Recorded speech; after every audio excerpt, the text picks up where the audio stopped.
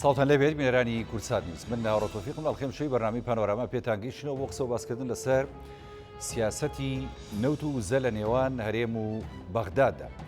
دوایەوەی کە حکوومەتی نێو عراقی پێکات هیوایەکەیە بۆەوەی کە لایەنە سیاسی کوردیەکان لەگەڵ لایەنەکانی دیکەی عراق گەیشتونەتەوەی کە یاسای نەوت و گاز لە ئەنجومەنی نوێنەرانی عراق بە تەوافقی تێبپەڕێنرێت ئەمە ئەگەر بە ئەنجام بگات لە ئەنجومەنی نوێنەران دیارە بەرژەوەندی هەم هەرێمی کوردستانی تێدایە هەم عێراق بۆ چکۆ کێشانی کە لە ڕابردوو هەبوو بە هۆکاری نەوت و زە لە نێوان هەرێم و بەغدا تا ڕادەیەک بەرەو چارەسەربوونە چێت وە گرێبەسەکانی هەرێمی کوردستان لە ڕووی یاساییەوە چوارچێوەیەشی یاسایی و دەستوری وەرەگرێەوە و کۆمپانیانی کە کار دەکەن لە هەرێمی کوردستان تا ڕادەیەک کاراسانی بۆی شوکارەکانیان دەکرێت و لەلایەنی فرۆشتی نەوتی هەرێمی کوردستانەوە تا ڕادەیەک زیاتر دەبێتە ڕسمی و هەروەها بە نێودەوڵەتی زیاتر دەکرێت لە چوارچێوەی وزەی جیهانیدا هەرێمی کوردستانەکەوێتە کوێی ئەم بابەتەوە بەرژەوەندی هێزە باڵاکان لەگەڵ هەرێمی کوردستانە بۆ بابەتی وزە چۆنە عێراق مەبەستێتی بگاتە ڕێکەوتن لەگەڵ هەرێمی کوردستان و هەرێمی کوردستانیش ئاخۆ بە پەرۆشە بووی کە لەگەڵ بەغدا لەم بارەوە بگاتە ڕێکەوتن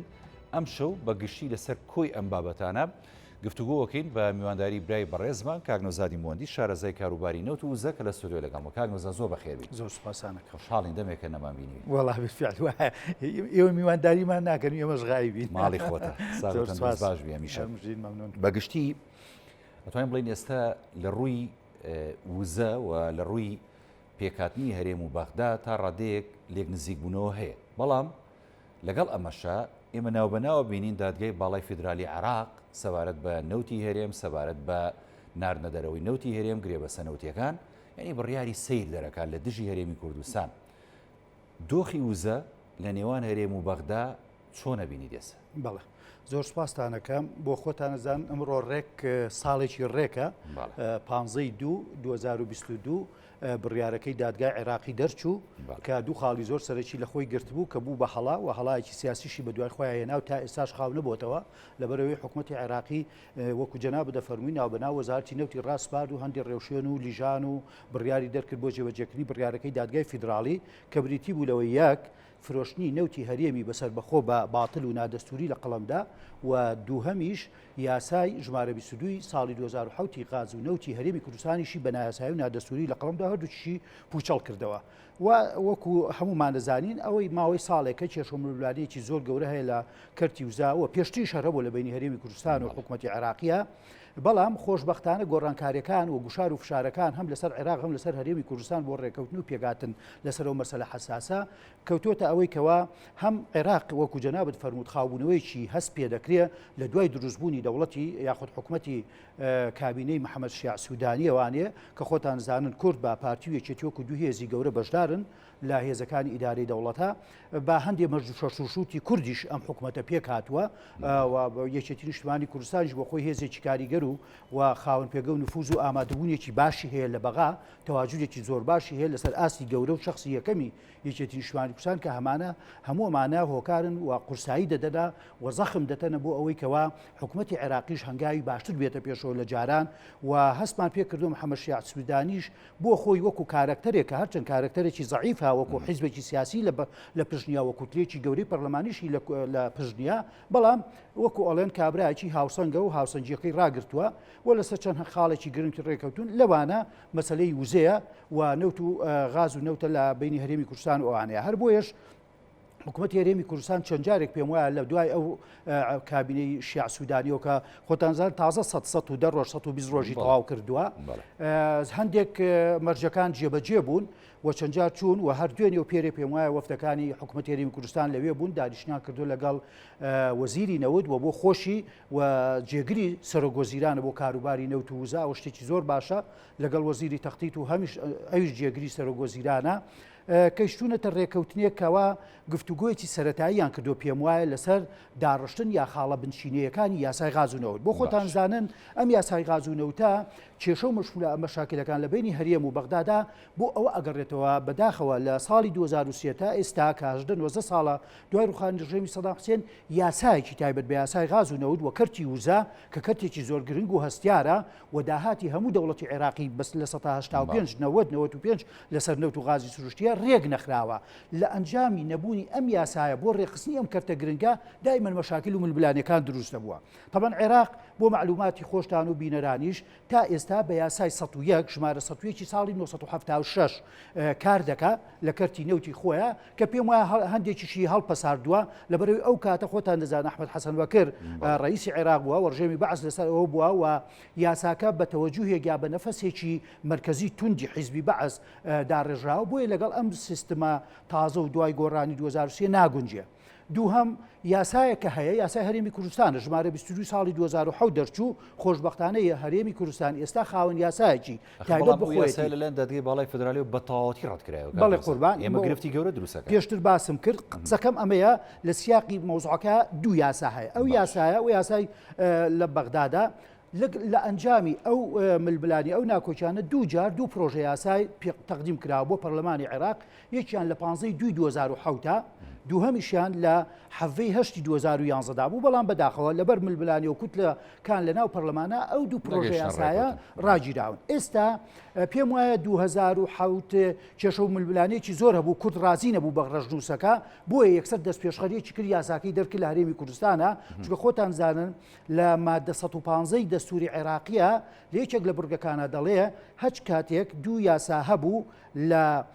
ناوەند یاخود لە هەرێمێکە و یاسای هەرێمەکە پێشتر دەرچوو بوو ئەفزەلیەت بۆ جێبەجێکردنی ئەو یاسایە کە لە پێشترا دەرچووە بۆیە خۆی دەست پێشخەرێکی زۆر باش بوو لەو کاتەیە بەڵام یاساکە لە ڕووی دەستوری و یاسایی و یاسایی ئەو کاتە ئەم قەرارەی دادگای فدرالی نەبوو. بەداخەوە دادگای فدرالی من وەکوتم هەموو جارێکەڵە من یاسایی نیم بەڵام ئەوەی کە خوێندومەتەوە دەسەڵاتەکانی دادگای فدرالی جا هەندێک دەڵێن دەستوریە و نادەستوریە و پێکاتەکەی ناهاوسەنگە و چی ئەوانە بە هەر حاڵ ئەوەی کە هەیە هەموو قەرارەکانی بەپێی مادەیەک لە مادەکانی دەستور بریتێ مولزەمن و باتن و دەبێت جێبەجێ بکرێت بە هەموو ئۆرگانەکانی دەوڵەتی عێراقی بە هەرێمی کوردستانیشەوە. قسەکەمان لەسەر ئەوەیە ئێمە ڕەمان وایە وەکویشتی نیشتمانی کوردستانیش حەز دەکەین یاسایەکی غاز و نەوتی هاوسەنگ دەربچێ من وەکۆی پسپۆرم لەو بوارەیە دەبێت بەرژەوەندیەکانی هەرێمی کوردستان بپارێزێ چونکە بەڕاستی ناکرێت یاسایەک دەربکرێ هەموو ئەم مەسروفات و خەرجی چەند ساڵ ئێمە لە 2002 بیرە نەوتمان لێداوە لە 2012 تقریبا 42 گرێبەستی نێودەوڵەتی کۆمپانیامان هێناوە 50 کۆمپانیا لەم وڵاتەیە وڵاتمان دابش کردەوە بە 50 بلۆکی نەوتیە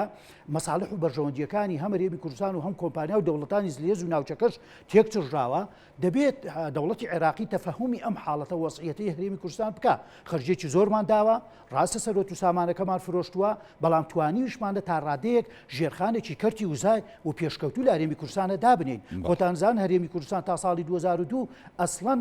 ژێرخانی ئابووری لە کەرتی وزایان نەبووە ئێخۆ ژێرخانی ئابووری کەرتی وزە یەکێکە لەو ژێرخانانەی کە زیاترین خەرجی زیاترین پێداویستی و ئەوانەی هەیە بۆیە وەکو وتم ئەبێ پیاسایەک بێ هاوسەنگی ڕابگرێ و حەق و ماف و شکۆی هەرێمی کوردستان وەکو هەرێمێکی دەستوری لە ناو دەوڵەتی عێراقیە بپارێزێ و وەکو حسە و پشکی هەرێمی کوردستانیش بۆ خۆی کە ئەم خاوەن نەوتە و غازی سروشتیە بە تایبەتی دەبێ بپارێزێت ئەمەش کەوتۆتە سەر نەفەس درێژی و پشو درێژی و شارەزایی وەفدی گفتوگۆکاری حکوومەت هەرێمی کوردستان لەگەڵ وەفدی دانووسان لەگەڵ دەوڵەتی عێراقی باسی ئەو ڕێکەوتنت کرد کاک نەوزاد ینی کە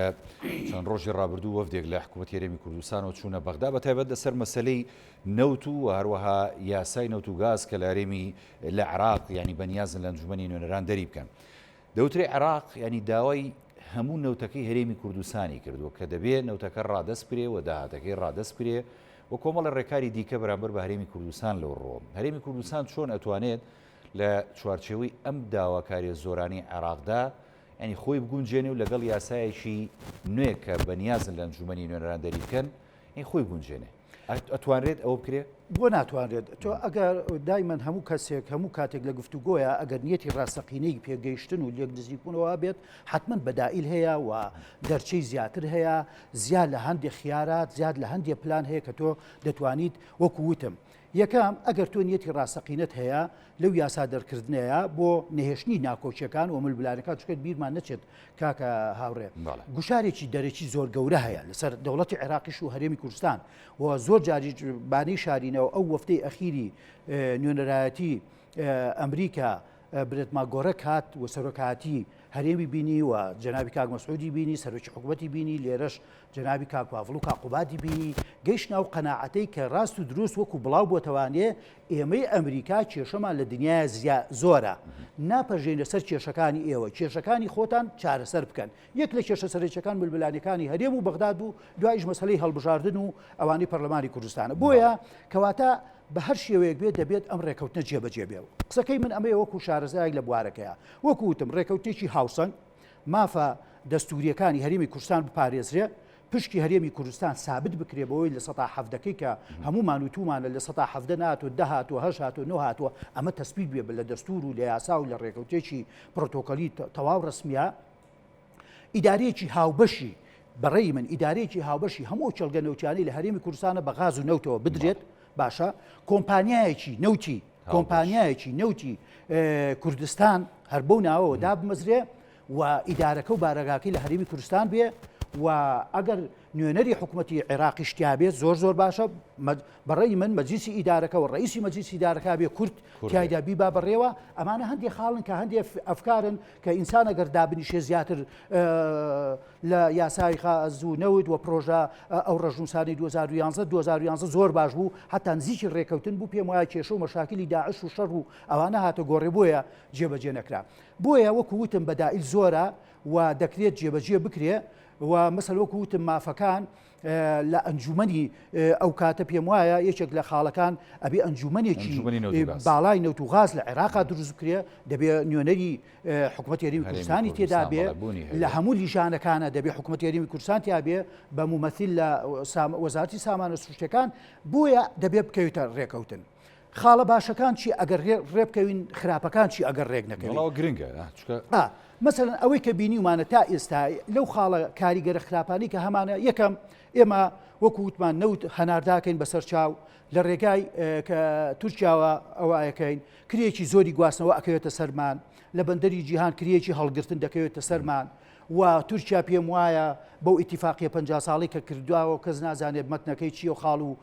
ڕێکەوتنەکان چۆنی نەوتی هەرێمی کوردستان کەس نازانێت فرۆشراوەی خۆمانە چۆنە ئەمانە ئەوەیە خاڵێکی زۆر گرنگتر کە هەموو کەسەی زانێ فرۆشتنی نەوتی ئێمە بەرمیلێک نەوت ئێستا مانگی پێشوو تقریبان لە بینی $70 بۆ $90 کەمتر بۆ لە بازاری دنیا برێن بە $80 بوو بێت بۆ $90 ئێمە کەمترمان فرۆشە بە معدل ئەڵێن $80 لە خوار عێراقیشەوە فرۆشتومانە کەواتە تۆ حسابێکی کورت و مختصر بکەیت تۆ لە هەموو بەرمیلێکە لە چاو عێراقا باشە $80 زەرەکەی لە هەر بەرمیلەکە بۆ نمونە مانگی ڕابردووی 2023 هەرێم باشە 11 ملیۆن بەرمیلی هەناردە کردووە باشە لەو 11 ملیۆنە داهاتەکەی 832 ملیۆن بووە لەو 832 ملیۆن دۆلارە لە 144 366 ملیۆن گەڕاوەتەوە بۆ حکومەت و خەزێنەی حکومەت 156 کە ئەکاتە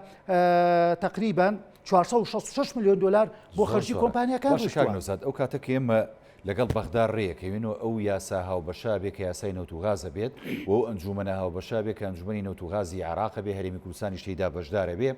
ئەم کێشە و گیرروگرفتانە چارەسەرە بێت ئەو پارەی کە لە فرۆشی نەوتی هەرێمی کوردستان دەسمانەکەوێت یاخود ئەو نەوتی کێسە لە ڕێگەی تورکیاوە دەچێتە دەرەوە بە بۆری هەرێمی کوردستان و لێشەوە بۆ تورکیا و بۆ جەیهان ئەمانە چارەسەرە بێت ئەو کاتە عێراق سەرپەرشتیە کات پارەکە چۆنە گەڕێتەوە میکانیزمەکان چۆنە هیچ زانیارێکت هەیە لەوارەوە جەنابە خۆی وەکو وتم ئەگەر دەوڵەتی عێراق بێت دەوڵەتێکی خاوەن سیادە و سەروەریە و لە ئەندامە لە ئەنجومەنی ئاسایش و نەتەوەیە گرتوەکان و هەموو زلهێزەکانی دنیا حسابی بۆکەن و معاملەی ڕسمی تا ئێستاشە لەگەڵ ئەوایە بەڕاستی وەکو وتم ئێستا عێراق بە مقابل سەیریکە ئەوەی کە خوێنمەوانەیە ساڵی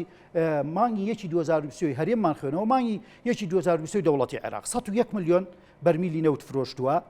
بە تێکرا ڕۆژانە 3 ملیۆن و 266 بەرمیلی فرۆشتووە بە سعری 75 دلار زۆر باشە یەک بەرمیل 75 ئێمە 70 دلاریش بە 70 دلاریش بە معدل یعنی وەکوتم 70 دلار کەمتر یعنی 75 حەڤە لێ بڕوا تقریبا 52 دلار بزانە چەند فەرقی هەیە وکوی داهاتی ئەو 7 میلیارد دلار بووە باشە لەبەر ئەوە کاکە هیچ نەکرێ یعنی واز لە هەموو مەسایلە وردەکاریەکان بێنە تۆ مەسەلەن دەوڵەتی عێراق ئەگەر 101 میلیۆن بفرۆشێ بە 11 میلیۆنەکەی ئێمە ئەبێتە چەند ئەبێتە 112 میلیۆن بەرمیل 112 میلیۆن داهاتی ئێمە داهاتەکە لە 7 میلیارد تێپەڕەکە بۆ 8 میلیارد ئەم 8 میلیارە قازانجەکەی چییە بە تەواوەتی تەوزیعەکە بێتوانێت بەسەر لە بەسرەوە بۆ زاخۆ وەکو ئەڵێن تاک بە تاکی میلەتی عێراق بە هەرێمی کوردستانشەوە ئیسفادەی لێەکە پشکی خۆمان وەکو چۆنە لە 170 وەرەگرین لە 170 ئێمە لەمەیە بۆیە ئەڵێم ڕێکەوتێکی هاوسەنگ و مافەکان شایستە دارایەکانی بودجەی یاسای ساڵانەی هەرێمی کوردستان دەبێت تەسبیت بکرێت لە 170 دەبێت لە 170 خۆم بیتێ بەم شێوەیە منیش ئامادەم لەبەرەوە ئەمە بەڕێی من بەس یەک گرفتیکە هەیە بۆ نمونە من لایەنێکی نەرێنیە کە ینی ئەرێنیە کە لە بابەتەکەیە خاڵێکی کە بابیرم نەچێت هەموو کری گواستەوەکانمان هەرزانترەکەوێت دەوڵەتی تورکیا ناتوانێت دەو مەرجانی کە بەسەر هەرێمی کوردستانی سەپانوێتی بەسەر دەوڵەتی عێراق بیسەپێنێت تۆ خۆ دەزانیت بیرمان نەچێت یەکێک لە خاڵە گەورەکان ئێستا کە تورکیا هاتۆتە پێشەوە و نەرمونیانە محکەمەکەی پاریسە ئێستا پێم وایە دەرنەچوە بە ڕزمی پێم وایە دەرئەچێت داوای 26 میلیارد دلار لە تورکیاکە لە بەڕێ تۆ بەڵێ عێراق داوای لێکە و ئەو ئێستا هاتۆتە پێشەوانێ و ئەوێت نەرمی بنوێنێ و هاتۆتە پێشەوە نەرمیە نوێنێ لە چیە لە نەرمی بنوێنێ لەگەڵ عێراقا نەرمیە نوێنێ بەڵێ لەگەڵ عێراقا بە شێوەیەک ڕێکەوتن بکات لەگەڵ هەرێمی کوردستانە ئەو تەبان تورکیا زۆر فێڵزانترە دوو مەسەلەی گرنگتر هێنێتە پێشەوە کە هێتە سەر ئەم مەسەلەی نەوت و غاز و ئەوانە مەسەلەی پەکەکە هێنێتە پێشەوە مەسەلەی ئاوی شیرینی تورکیا هێنێتە پێشەوە گرتنەوە لە عێراقیا مقارە ئەوەی کە بەراوردی بکە بە نەوت و ئەوانە بەسە خۆشبەختانە ئەم ساڵ مەسەلەی ئەوەکە چارەسەر بێتە هەموو ئەوەی بەراورد ئەوەی کە لە خەیاڵی ئەردۆگانە بخوا هینی کرد تێکی باشە ئەمە ئەم مەسەلانە ئەمە دیارە وەکو جەنابە داماژەت پێدانی ورد بۆی ڕۆشتی تورکیا هەیە لە بابەتەکەیە وڵاتانی دیکی زلێزێ لە بابەتەکەیە تەنانەت ئێرانیش هەیە تەنانەت ئێرانیش ئێمانە هەمووی کاریگەریان هەیە بۆ سەر بابەتی نەوت و زەل لە عێراق و لە هەرێمی کوردستان بە تایبەتی و لەسەر ئەو یاسایی کە ئیتر ڕێگریەکە لەم قۆرەخکاریە لەم پاوەخوازی کە هەندێک وڵات دەستیان گرتووە بەسەر نەوتی هەرێم و داهاتەکەیە باشە ئەی مەسلەی کۆمپانیەکان کە زۆربەی کۆمپانیای ینی هەمووی بیانین و هی زلێزەکانن هی تورکیانی وڵاتانی دیکەن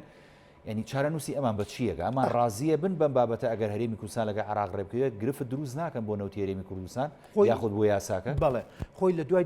محکەمەی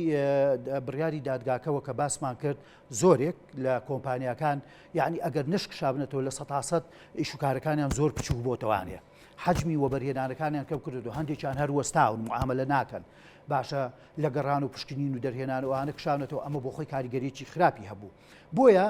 قسەکە ئەوەیە کاکە هاوڕێ ئەو کۆمپانیانە تۆ کە نەوتەکەت ڕادەست کرد هیچ بەدەستەوە نەما کەسێک ناتوانێت مولزەمت کە تۆ خەرجی کۆمپانیەکانی تربیتەوە ئێمە هەرێمی کوردستان و کووتمان لە 156 هەموو خەرجی داهاتەکەمان نەچێتەوە بۆ خەرجی کۆمپانیەکە باشەکە ینی ئەو کاتە تۆ بۆ نڵی کۆمپانیەکە ناتوانێت مولزەمەکات چکە تۆ نەوتەکە دی بە بەغدا بەڵام ئەخۆ کۆمپانیەکان لە ماوەکانی ڕابردووە ئێمە بینیومانە چەندین سکاڵان لەسەر هەرێم تۆمار کردو سکاڵاکانیشان بردوتەوە بە ینی مەبالغی زۆر گەورەکە لەسەر هەرێم کورد خۆی قسەکەم ئەمەیە کاک هاوڕێ ئەبێ هەرێمی کوردستان مەرجێک بە مەرجێک ئەوە بکە نەوتەکەت ڕادەست دەکەم تۆ هەموو خەرجی کۆمپانیەکان ئەبێ بدەیتەوە هەرواقعیشە یعنی تۆ هیچت بەدەستەوە نامێنێتەوە خۆ من وەکوتم لە 156 کە دەیدێتەوە تۆ داهاتێک دێتە دەست و حەقی عێراقی شەکە تۆ بڵێ کاکە لە پارەکەی داهاتەکەی خۆت بیتەوە تۆ کاتێک کە نەوتەکەت ڕادەست کرد و هیچ داهاتێکت نەما ئەبێ ڕوبەڕووی کۆمپانیەکانەوەی چەکە لە کێشە و مەعزەڵەکان لە ئەوەیە ئیدێ ئەمە گفتوگۆکاری کورد دەبێ ئەمە زۆر پێداگیرکە لەسەر ئەو مەوزوعە و کۆمپانیەکانیش من پێم وایە ئێستا گەیشتنێتە ئەو قەناعەتە دەبێت هەر ڕوو بکەنەوە دەوڵەتی عێراق و دەوڵەتی عێراقیش خۆتان زانن وەکو ئەڵێ ئاهێکی پیا هاتۆتەوە وەکو لە ڕووی ئەمنیەوە لە ڕووی مەسەڵەن اقتصادەوە اقتصادێکی زۆر باشی هەیە بیرمان نەچی ئەم بەرزبوونەوەی ساڵی ڕابردووی نرخی نەوت زۆر بە قازانج بوو بە عێراق یەدەجی عێراق نزیکەوتەوە لە 100 میلیارد و زیاتر یعنی هەموو ئەمانە وا ئەکا کە عێراق لە ڕووی اقتصادەوە باشتر بێ بەڵام مع العلم لە هەرێمی کوردستانە چ لە ڕووی تەکنیکی بیرەکانەوە چ لە ڕووی کەمیەتی ئینتاجەوە هێواشدا ئەبەزێ لەگەڵ هەموو دابەزینیەکە لەگەڵ هەموو کەبوونەوەی بڕی ئینتاجی نەوتە تۆ داهاتت کەمە بێتەوە تەنانەت ناتوانیت بە پێی پێویست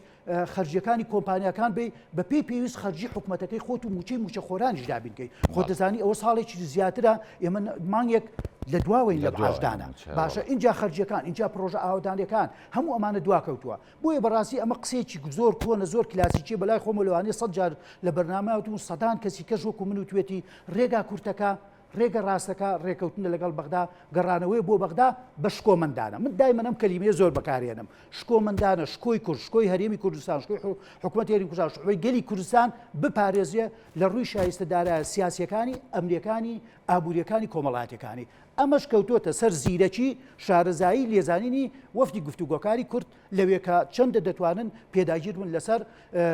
مافەکانی گەلی کورد لە چوارچێوەی دەستورە ئەو دەستوری کە هەمومان کۆچین لەسەری وە کۆمانەکاتەوە ئێمە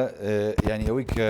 تاو کۆم ساتش گفتوگوی لەسەرەکەین ینی بابەتی نەوتە بەڵام لەوە گرنگتر ئێستا لە هەموو دنیادا مەسەلەی غاز ینی دوای ینی جەنگی نێوان رووسیا و ئۆکراین مەسەلەی غاز لە هەموو دنیادا و تایبەتی بۆ ئەوروپا بۆ بابەتێکی زۆر هەستیار و گرنگ و هەمووشمانە زانی هەرێمی کوردستان ینی ناوچەیشی گرنگی وزێ بە تایبەتی لە ڕووی غازەوە و گرنگتر لەوە ئەم ناوچەیە کە ئیتر کە باسەکرێت زۆنی سەوز یاخود ژێردەسەڵاتی یەکێتی نیشتیمانی کوردستان مامەڵەکردنی هەرێمی کوردستان و بە تایبەتی ئەو جوڵانی کە یەکێتی نیشتیمانی کوردستان لە ماوەی ڕابردوودا لەگەڵ دۆست و نەیارەکانی کردی لە بابەتی غاز و لە بابەتی ئەم وزە گرنگە کە زۆر جار فشاری ژەکرا بۆی کە ئەم بابەتە بە سیاسی بکرێ یاخود جۆرێک لە جۆرەکان ئەمیش بە هەمان شێوەی نەوت ببرێ بەڵام بینیمان بە پرسانی ئەم ناوچەی نەچوونە ژێرباری ئەو فشارانەوە مەسەلەی غاز چی لێ بەسەریەت و گرنگی چییە بۆ هەرێمی کوردستان بە تایبەتی بۆ ئەم ناوچەیە بۆ یەکێتی نیشتیمانی کوردستان بەڵێ وایە تابان خۆتان زانن نەوێت و غاز دوو سەرچاوەی گەورە و گرنگن و استراتیژین لە وزەیە بۆ هەموو دنیا و بۆ بە تایبەتیش بۆ هەرێمی کوردستان من حەزەکەم لێرەیە هەر وەکو شارەزایەک هەندێک باسی ئەهەمیەتی ئاسایشی وزە بکەم بۆ هەرێمی کوردستان و ڕاهەندەکانی بۆ ئایندەی هەرێمی کوردستان تابان خۆتان زانن لە دنیای ئێستاە سێ ئاسایش کە باسەکرێت زۆر گرنگە بۆ هەموو وڵاتێک بە گەورە و بچووکەوە بە فەقیر و هەژارەوە بە دەوڵەمەندەوە یەک لەوانە ئاسایشی نەتەوەیە کە پەیوەستە بە سەروەری و سیادە و پاراستنی ئەو وڵاتە بە هەموو لایەنێکەوە و دووهەمیشیان ئاسایشی خۆراکە کە خۆتان زانی ئێستا لە دنیا ڕوبەڕووی ئەزمەی خۆراکە بێتەوە وەسی هەمیش ئاسایشی وزەیە هەرێمی کوردستان بەداخەوە لەبەرەوەی دەوڵەتێکی سەربەخۆ سیادە نییە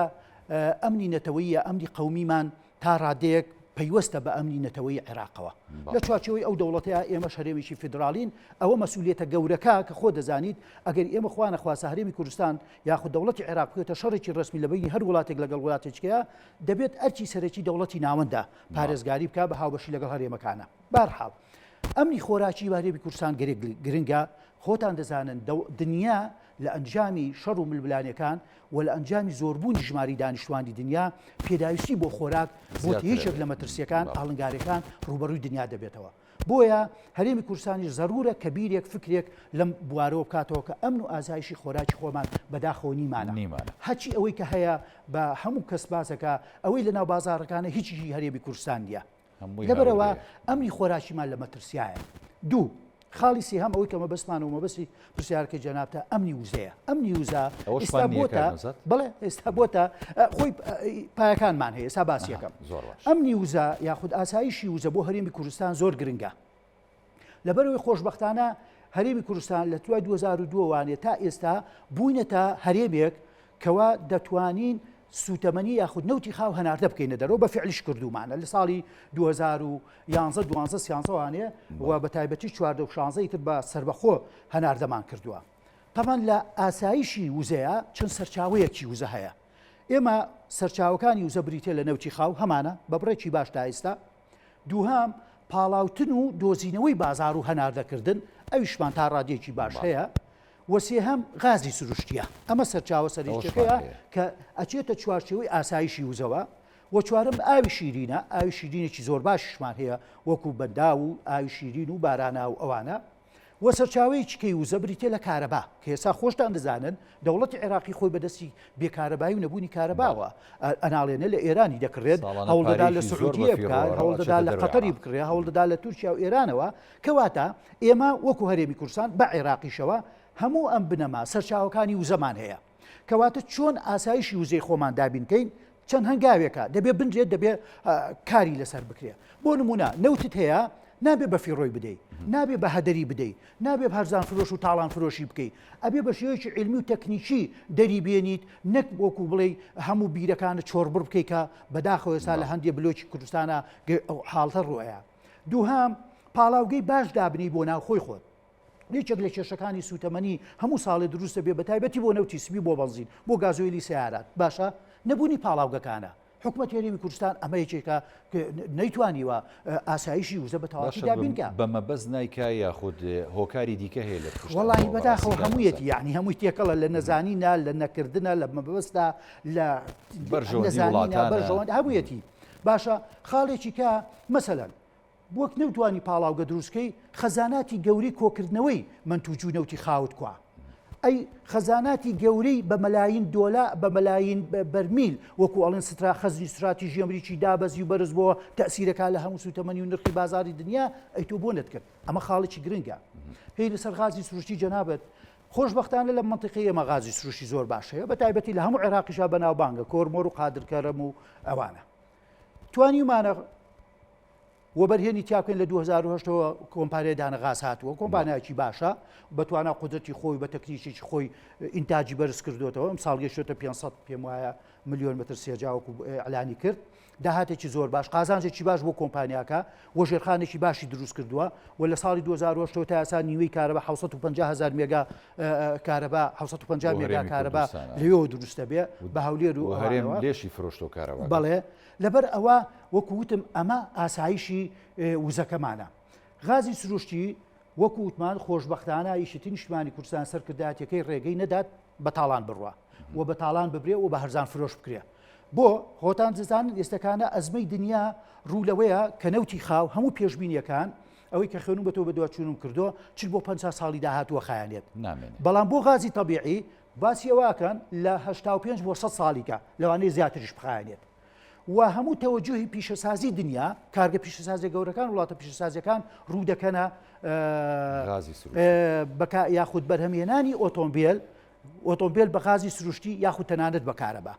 هەر دوێنێ خۆشببختانە ئەگەر متابعەتان کردبێت یەکێتی ڕووبووە بڕیاری داوە لە ساڵی 2035ەوە تەواو ئۆتۆمبیلێک بەرهەم ناهێنێ کە بە مشتقاتی نەوت و گازۆیل ئیش بکە یا غازی سروشتی یا کارەبا کەواتە قسەکەمان ئەمەیە گرنگی غازی سروشتی لە ئێستاوە دەستی پێ کردووە و 10 ساڵیشە دەستی پێ کردووە هێواش و 100 ساڵی کەش بڕۆ ئەم غازە سروشتیە گرنگی خۆی هەیە بۆیە دەکرێت هەرێمی کوردستان وەکو وتمان لە چوارچێوەی ئەو یاسای غازونەتوی کە هەوڵی بۆ دەدەیە غازیش بکاتە پنتێکی گەورە و سەرچاوەیەکی گەورە بۆ دابینکردنی ئاسایشی وزەی هەرێمی کوردستان ئەمە ئەوەش بەڕێکەوتن ئەبێ و پشتی هەرێمی کوردستانی تێدا ئەوە ببێ و خۆشببختانە ئەگەر وەبەرهێنانێکی زۆر باشی تیا بکرێ دەتوانێت هەلیکاری بە هەزاران هەلیکار بڕەخسێت بۆ گەنجانی ئەم وڵاتەمان بۆ خۆش گوزەرانیمان و لە هەموو ڕێکەوتنێک لەگەڵ هەموو وەبەرهێنێکی کۆمپانیەکان تۆ دەتوانیت هەندێک لە ژێرخانی ئابووری خۆت وەکو ئاسایش وزە دابینکەی لە پاڵاوگە دروستکردنی پاڵاوگە لە خەزانات لە ڕاکێشانی بۆری لە تۆڕی تەوسیعات بۆ کارەبا بۆ ماڵان غازار ینی بنێری بۆری غازە کە وتمان زەرورە و گرنگە مامەڵەکردنی ینی دۆسەی غاز طبعا هەستیارترە بۆ حکومەوەی کە جەناب ڕۆنە کردەوە وەکو لە چاو نەوتە ئێمە توانیمان لە ڕابردوو ینی دەستبەرین بۆ مەلەفی نەوت و بینێرینە دەرەوە و کۆمەڵی کۆمپانیا بێنین کار بکەن لەم بوارەیە و هەندێک لە وڵاتانی دنیا ژواروەها تورکیای دراوسێشمان تا ڕادەیەک بەهۆی مەسەلەی غازەوە بێدەنگ بکەین یاخود نزیک بکەینەوە لە خۆمان ئەتوانین بە مەسەلەی غازیش وڵاتانی زلهێز یاخود بۆ منە ئەوروپا یاخود ئەمریکا یاخود دەوڵەتێکی وەکو رووسیا کە خۆی سەرچاوێکی گرنگی ناردنەدەرەوەی غازە بۆ ئەوروپا بۆ وڵاتانی دیکە لە مەلەفی غاز و ینی دۆسەی غاز و مامەڵەکردن بەم بابەتەوە نزیکەینەوە لە خۆمان یاخود نەخێر دوژمنی گەورە بۆ خۆمان دروستەکەین لە بابەتەیە کاک نۆزات خۆشببختانە وەکو وتم هەرێمی کوردستان بەو بڕێیەدەگەی غاز و نەوتی هەیە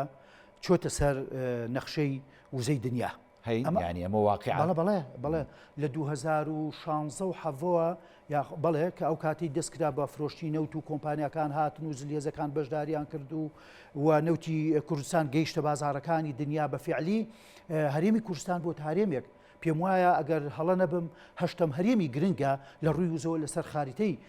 وزەی دنیا و یەکێک بووە لەو سەرچاوانەی کە حسابی لەسەر کراوە لە کاتێکا کە ئەمریکا و ئەوروپا بەنیاز بوون هێڵی غازی نابۆکۆ ڕابکێشن لە ئازربایجانەوانێ بە تورکیایە یەکێک لە سەرچاوەکانی بۆری غازی هەرێمی کوردستان بوو کە بڕیار وابوو لە ساڵی 2012 تەواو بێ بەڵام بەوەی شەڕی داعش و ملبلانەکان و دژایەتیکردنی رووسیا هەر ئەو کاتەش چونکە خۆتان دەزانن ئەو هێڵە ڕابکێشا دژایەتی رووسیا بوو لەلایەن ئەمریکا و ئەوروپا و بۆی رووسیا زۆر فشاری خستە سەر تورکمانستان و ئازربایجان و ئەو وڵاتانەی کە لەسەر دەریای ڕەشن و قەزوینن و غازە سروشیەکانیان هەیە بۆیە هەرێمی کوردستان گریشتی زۆری هەیە بۆ ئایندەش بۆ معلوماتی هەر لەبەر غازە تەبیعەکەی کە باسمان کرد لەبەرەوەی خۆتان زانن خۆشبەختانە پۆتین نەیتوانی کە هەڕەشەکانی دابین کە یاخود جێبەجێ بکات لەسەر ئەوروپا لە ئەنجامی شەڕی ئۆکراینە غاستان لێگرمەوانێ و هەموو ئەوروپا ئایکەمە بەستەڵک و ئەتان تەزێنم نەیتوانێت زستانی شیوا بەڕێ کرد و زۆربەی وڵاتە گەورەکان بە تایبەتی بەریتانیا کە چۆتە دەرەوە یەکێتی ئەوروپا بۆ خۆی زۆر باش و خۆشبەختانە کە لە هۆرەوەی متابعەکەم چێڵگەیەکی غازی سروشتی و نەوتی زۆر گەورە لە بەحری شمالە دۆزێت و کەلەوانەی پێویستی بە رووسیا نەمێنێ ئەوروپیەکان فەڕەنسا ئەڵمانیا وڵاتە گەورەکان کەوتنە دۆزینەوەی بەدیلی خێرا یەکێک لەو بەدیلانەی کە هەیە غازی سروشتی ڕاکێشانی بۆری غازی سروشتیە لە قەتەر بە سعودیا بۆ ئەردەن بۆ سووریا لە تورکیا بۆ ئەوروپا لەوێوە غازی سروشتی هەرێمی کوردستان شتێکەڵ بۆ بۆریا بێتەوە دوو ئیسرائیل و مصر دوو وڵاتیکەن کە دەیانەوێت بەشداری بکەن لەوە و قوبرس یەکێکە لەوانە و تورکیا ئێستا شێت بووە هەڵپە ئەکات دەبچێتە نزیکی ئاوەکانی دەریای ناوەڕاستەوانەیە و یەکێکە لە کێشەکان لەگەڵ ئەوروپا و یۆنانە زائیدەن لیبیان هێناوەتە پێشەوە ئەوروپا وەکو بەدیل زۆر نزیکە و نەوت و غازێکی زۆر باشی هەیە لەبەرەوە ئەو مەترس و کارتی گوشاریان لە دەستی پۆتینا سووتان کەواتە ئەوەی ئێمە کە هەمانە بۆ ئاسایشی وزەی کوردستان بگەڕێم و هەمووەمانە خاڵی بەقوتن بۆ پاراستن و یاخود دابینکردنی ئاسایشی وزەی هەرێمی کوردستان لەگەڵ دنیا لەگەڵ ناوچەکەیە وەکو وتم گەڕانەوەمان بۆ دەوڵەتی عێراقی و لە دەوڵەتی عێراقیا معاملی لەگەڵا بکەین ئێمە ئەوەندە فشاری نە ئێرانمان لەسەرەمێنێ نە دەوڵەتی تورکیامان لەسەرەمێنێ و ناتوانن گوشاری خۆیان و مەرجەکانی خۆیان فەرزکەن بەسەر ئێمەیە لە ڕووی نەقل و لە ڕووی گواستنەوە لە ڕووی هەموو ئەوانەوە کە کاتە لەژێر سەروەری عێراق سەروەری عێراقا بێ و دەوڵەتێکی خاوەن سیادە و سەروەریە و ئەتوانێت لە ڕێگەی نەتەوەی گرتوەکانەوانی موقفی بەقوت بنێنێ خۆتان دەزانن کە خۆشبەختانە لەو بردومانەی ئەم هاوینێ لە تورکیا کردی و هەندێک هاوڵاتی مەدەنی کوشت و عێراق زۆر باش لە نەتەوەی گرتوەکانە نیو سەعات وەزیری خارجی دژی نوێنەرەکەی تورکیا زۆر بە مسەیتری قسەیەکرد لەبەرەوە دەوڵەتە و ئێمە ئەبێ بتوانین خۆمان بگوجێنین تا ئەو کاتەی وەکو ئەڵێن زروف دەگۆڕێ بارودۆخی سیاسی دەگۆڕێ گۆڕانکاریی نیاوچەیی و جیۆپۆلیتیکەیە بێ و دەتوانین دەوڵەتی سەربەخۆی خۆمان دروستکەین تا ئەو ڕادەیە بەڕێی من وەکو وتم دەبێ پارێزگاری لە دەستوربوونی ئەم هەرێمە بکەین یەک و یەکگرتووی هەرێم بکەین ئەمەش بەچیە بێت ئەمەش خاڵێکی کەیەکە وەستاوتە سەر کورد نێوماڵی کورد خۆی پێکەوە کارکردن لێک تێگەیشتن تەفاهمکردن و شەراکەتێکی ڕاستەقینە و ئیدارەدانێکی عاقڵانە ویستم لەسەر ئەوە ژیانی پرسیار کۆم بەڕاستیانی مەسلەی نەوت و غاز هەموو دنیای یەکگرتوو کرد لە بەرامبەر ئەم بابەتەیە و بۆ نمونە ئەوە تا یەک دنیا کۆمپانیای ئەمریشی و یەک دنیا کۆمپانیای فەڕەنسی و کۆمپانیا بیانەکان هەن لە هەرێمی کوردستان کارەکەن لەسەر ئەم بابەتە ئەوان هەموو بەرژەوەندی خۆیانە پارێزن بەس ئێمەی کورد نەمانتوانیوە ئەم بابەتە بکەینە بابەتێک کە بەرژەوەندی نیشتیمانی و نەتەوەی و هەروەها خەڵکی کوردستانیشی پێپارێزین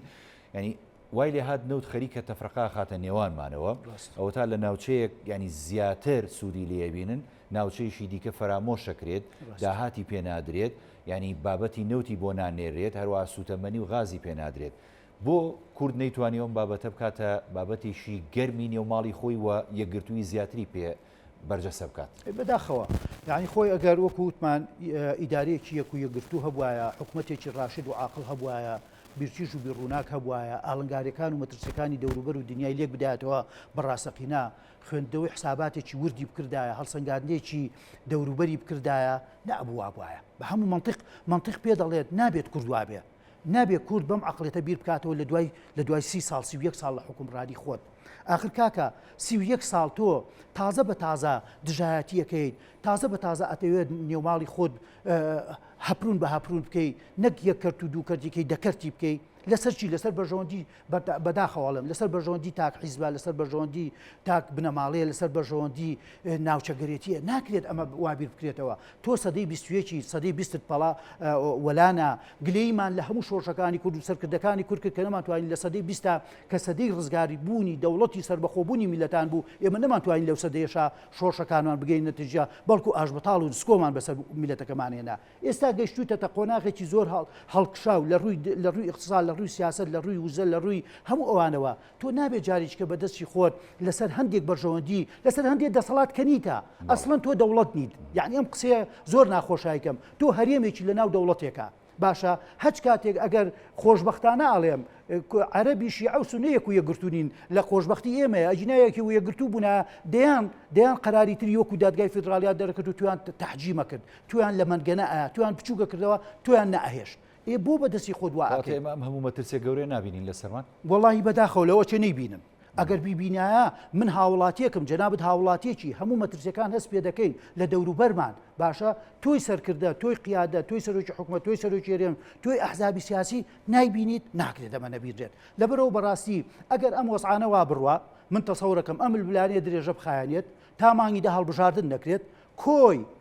کۆی دەستوربوونی قەواری هەرێمی کوردستان هەمووی ئەبێت زەربی سفرەکرێتەوە، چونکە هیچی شەرعیەتی نامێنێ. تۆ ساڵێک سەرۆکاتی هەرێمت درێژ کردوێتەوە، ساڵی پەرلەمان درێژ کردوێتەوە، ساڵی حکومەتت درێژ کردوێتەوە،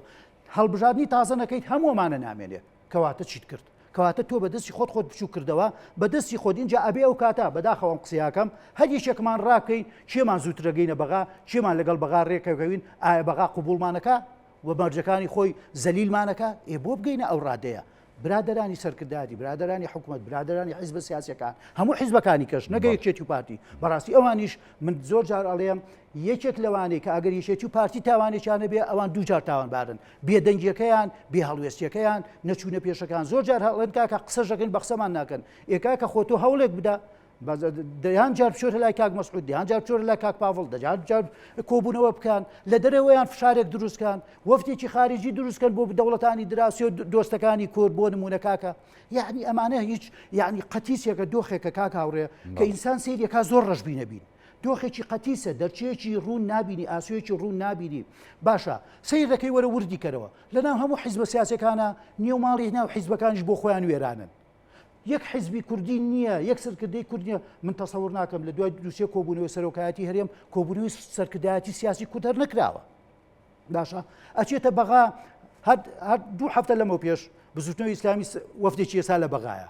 نەوەی نوێ وەفتێکی لە بەغایە، نازانم یەکێتی لە بەغایە، پارتی لە بەغا، هەمووی بەتەنیا. لە پەرلەمانی کوردستان، لە پەرلەمانی عێراقا پێم وایە یەک دەورە توانیمان و هاوپەیمانێتیش کوردستانی پارێزین بە هەموو حیزبەکە. ئێستا هەر یەکە ژووری خۆی جا کردێتەوە، یەک کورسی هەیە، کورسێکی فراکسیۆنێکی جیای هەیە. بەڕاستی ئەمە سیاست و استراتیژمان بێت کەواتە و ئاسایشانی کە جەنابەت ئاماژەت پێدا، ئاسایشی خۆراکە، ئاسایشی وزەیە، ئاسایشی نیشتیمانیە، کاتی چی بەدی نایە بەڕاستی. خۆی خوای گەورە هەموو بنەماکانی یاویتە تێ، مقەوماتەکەی یاویتە تێ، تۆ ناتوانانی ئیدارەی بێ. جا خۆی لە دنیاە، لە دنیای ئیدارە حکومڕانیان ئیدارە زۆر مویمە کاک هاوڕێ. وەرە تۆ وڵاتێکی جاری وایە، وڵاتێکی زۆر دەوڵەمەندت لە بەردەستایە، وەکو ئەرێمی کوردستان ناتوانانی بە عادلانە، بە عاقلانە، بە ڕاشدانە جێبەجێکەی. مشکلەی هەرێمی کوردستان، مشکلی سیستەمی حکومڕانی بە تایبەتی ئەوە نیە ڕوئایەکی تەسکە، ڕوئایەکی تاگڕەویە، قۆڕکاریە، خۆسەپاندنە، خۆبەزلزانینە. ئەمە ناکرێت. ئەمە لە دنیای ئێستاە، لە دنیای پێشکەوتوو، لە دنیای دیموکراتیە کە تۆ دانی پێ ئاگەی باشە هەڵبژاردن بۆ بکەین. کەواتە ئەگەر تۆ سیستەمێکی دیکتاتۆری دەوێت پێویست ناکە هەڵبژاردن بکەیت، خۆت پسە پێێنەوە، خۆت بخارێرە و دەسەڵاتت هەیە، هێزت هەیە، نفوذت هەیە، پارت هەیە، حکومڕانێکی مەسەڵەن بکوژ و بکڕبە. ئەی کە ئێستا دان ئەگریت بەوەی کە ئەبێ هەڵبژاردن بکەیت، دەی باشە کاکە مەرجەکانی هەڵبژاردن چییە؟ خۆ مەرجی مستعسینیە کاکاڕێن. دەبێت ناوی دەنگدەران پاک و پخوت بێ، پرۆسەی دەنگان بێ فرت و فێڵ و تەزویر بێ، هەر یەکە لە پێکهاتەکان و کەمەنەتەوەکان و نازانم کۆتاکان با لیستی خۆیان هەبێ بەسەر بەخۆی کاکە. باشە و یاسایەکی مۆدێرن و تازە و لە بەرژەوەندی هەموو لایەک یاسای هەڵبژاردن جێبەجێ بێت، وەکۆی لە عێراقا. ئێمە زۆر جار ئەڵێین ئێمە لە نەوەتوێکەوە حکومڕانیەکەین ئەوان لە 2023 حکومڕانەکەین 11 ساڵ لە پێشەوانەوەی کە چێسا ئێمە بێت دوای عێراق بکەینەوە ئەو عێراقی وێرانی کە من قەت ئاواتی بۆ ناخوازم قەت خۆزگەشی بۆ ناخوازم چونکە ئەگەر بچیتە سەر ئەرزی واقع لە بەغدادی پایتەختەوە بیگرێتە دەوڵەمەندترین شارەکانی کە وێرانەیەکە بۆ خۆی لە ئیعلام و ئەوانەی ئایبینین بەڵام کە هێتە سەر مەسەلا ئەڵێن با وەکو عێراقین دی وەکو عێراق یاسایەکی هەڵبژاردننی مۆدێرن بە بازنە وەکو خۆتان باسیەکەن وەکو وتم سەرژمێرێکی باشی دەنگدەران پاک و پخود بێ پرۆسەیەکی خاوێن لەژێر چاودێری وڵاتان و کۆمسیۆنی عێراق و هەرێمی کوردستان و ئانە جێبەجێکرێ نەتیجەی بۆ هەمومان قبوڵمانە تۆ هەمانە نەکەیت ئیتر هەڵبژاردن بۆ چیەکەی کاکە هەڵبژاردن بۆ ئەوکەی تۆ وەکو وایە نیەتم هێنابێ ئەمڕۆ بە ڕۆژووە بم ئەبێ 47 کورسی بێنم یەکوور کاکە خۆمە بە زۆر نییە لەبەرەوە بەڕاستی دوای کاگنەوزادم جۆ لێبێ لەسەر ئایندەی وزە لە هەرێمی کوردستان بەڵام زۆر بە کورتی سوپاس وەڵی ئایندەی وزا بۆ خۆی وەکوتم پێشتر مقەومات و سەرچاوەکانی ئاسایشی وزە هەمانە تەنها ئەوەیە تۆ پلانێکی زانستی واقعی خەمخۆرانە کوردانت هەبێ بۆ ئیدارەدانی بۆ ئەوەی ئەم ئاسایشە زۆر گرنگە لە مستەقبلەکەەوە جەنابەت باسەر کرد نەوت و غازی سوژی تا 100 ساڵی کا بەردەوامە بێ مستەمرە بێ و ئەهەمیەتیە بێ بۆیە با لە دەست خۆمانی نەدەین بە عەقڵێتێکی کراوە بە عەقڵێتێکی پێکەوە کارکردن و بە عادل و دادپەروەرانە بە هەموو ناوچەکانی هەرێمی کوردستانە بیکەینە نمونەیەکی جوان بۆ حکومڕانی لە عێراقیش و لە ناوچەکەشا لەوە زیاتر هیچی کە نییە تەنها وەستاوەتە سەر ئەوەی کە کورد زۆر جار وتراوە بەداخەواڵێن کورد دوژمنی زۆرە بەڵام سەرەکی ترین دوژمنی کورد هەر خۆی کوردە لە ناوماڵەکەی خۆی بەداخەوە کاگنەوزادی مهندس برای بەڕێزمان شارەزا لە کاروباری وزە نەوت و وزە سوپاس دەکەم کە لە بەرنامەی پانۆراما لەگەڵمان زۆر سوپاس بینەرانی بەڕێز هەڵخێم شەی پانۆراماتان پێشکەش کرا ئێوەش ساغ و تەندروست باش خواتان لەگەڵ